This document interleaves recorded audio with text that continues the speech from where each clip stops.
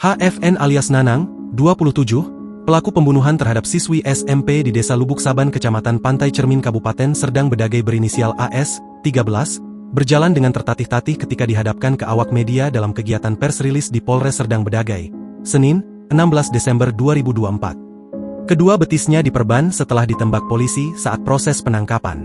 Kapolres Serdang Bedagai, AKBP John Heri Rakutasi Tepu menyebut pelaku merupakan warga Dusun 1 Desa Pematang Tatal, Kecamatan Perbaungan.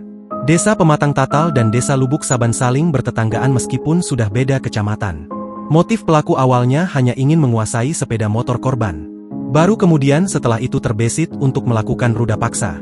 Dari hasil pemeriksaan awal dokter karena hasil visum belum keluar, korban meninggal karena kehabisan nafas akibat dicekik oleh tersangka, ujar John Sitepu. John menyebut kejadian pembunuhan dilakukan pada Kamis, 12 Desember 2024, sekitar pukul 11 waktu Indonesia Barat. Saat itu korban baru saja pulang dari sekolah. Semua perbuatan pelaku dilakukan di belakang rumah kosong yang jaraknya sekitar 100 meter dari rumah korban. Ditemukan jasad korban hari Jumat sekira pukul 16. Tersangka ditangkap juga berdasarkan saksi-saksi kesesuaian barang bukti di TKP. Ada barang tersangka helm yang tinggal di lokasi, kata John. Tersangka ditangkap pada Minggu, 15 Desember 2024, malam di rumah orang tuanya di Desa Pematang Tatal sekira pukul 19.30 waktu Indonesia Barat. Sebelumnya ia sudah lebih dahulu melarikan diri ke Medan dan menjual sepeda motor korban dengan harga Rp500.000. Pelaku pembunuhan terhadap siswi SMP ini disebut polisi juga sebagai pengguna sabu. Statusnya juga sudah berkeluarga. Sudah nikah, dia punya anak 1. Istrinya tinggal di rumah mertuanya. Kalau dia pelaku tinggal sama ibunya di Desa Pematang Tatal.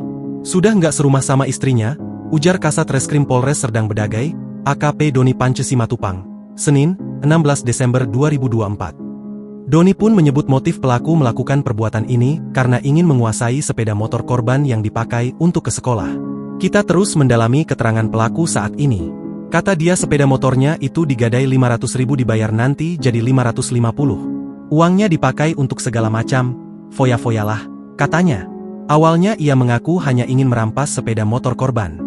Namun karena saat ditarik dari jalan gang depan rumah kosong itu sempat tersingkap bajunya, ia pun kemudian terpikir untuk meruda paksa AS, korban yang dalam keadaan pingsan sempat terbangun saat diruda paksa.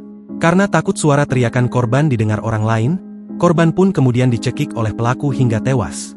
Download Tribun X sekarang, menghadirkan lokal menjadi Indonesia.